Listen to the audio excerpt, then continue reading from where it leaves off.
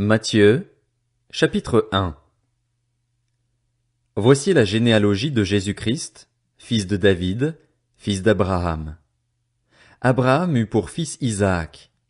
Isaac eut Jacob. Jacob eut Juda et ses frères. Juda eut Péretz et Zérar de Tamar.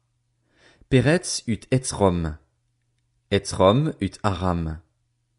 Aram eut pour fils Aminadab. Aminadab eut Nachshon. Nachshon eut Salmon. Salmon eut Boaz de Rahab. Boaz eut Obed de Ruth. Obed eut pour fils Isaïe. Isaïe eut David. Le roi David eut Salomon de la femme d'Uri. Salomon eut pour fils Roboam. Roboam eut Abijah. Abijah eut Asa. Asa eut pour fils Josaphat. Josaphat eut Joram. Joram eut Ozias. Ozias eut pour fils Jotham. Jotham eut Akaz. Akaz eut Ézéchias. Ézéchias eut pour fils Manassé. Manassé eut Amon. Amon eut Josias. Josias eut pour descendant Jéconias et ses frères, à l'époque de la déportation à Babylone. Après la déportation à Babylone, Jéconias eut pour fils Shealtiel. Shealtiel eut Zorobabel. Zorobabel eut pour fils Abiud. Abiud eut Eliakim. Eliakim eut Azor.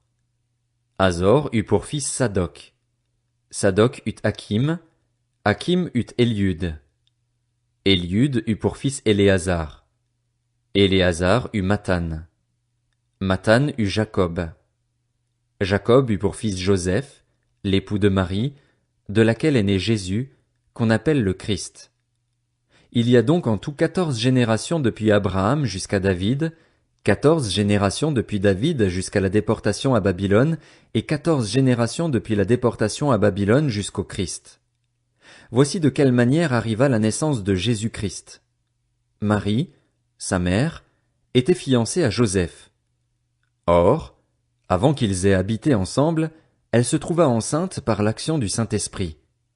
Joseph, son fiancé, qui était un homme juste et qui ne voulait pas l'exposer au déshonneur, se proposa de rompre secrètement avec elle.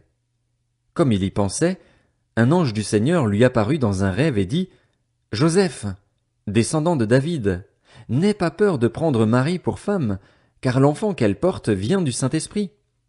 Elle mettra au monde un fils et tu lui donneras le nom de Jésus, car c'est lui qui sauvera son peuple de ses péchés. » Tout cela arriva afin que s'accomplisse ce que le Seigneur avait annoncé par le prophète.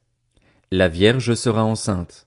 Elle mettra au monde un fils et on l'appellera Emmanuel, ce qui signifie Dieu avec nous. À son réveil, Joseph fit ce que l'ange du Seigneur lui avait ordonné et il prit sa femme chez lui, mais il n'eut pas de relation conjugale avec elle jusqu'à ce qu'elle ait mis au monde un fils, premier-né, auquel il donna le nom de Jésus.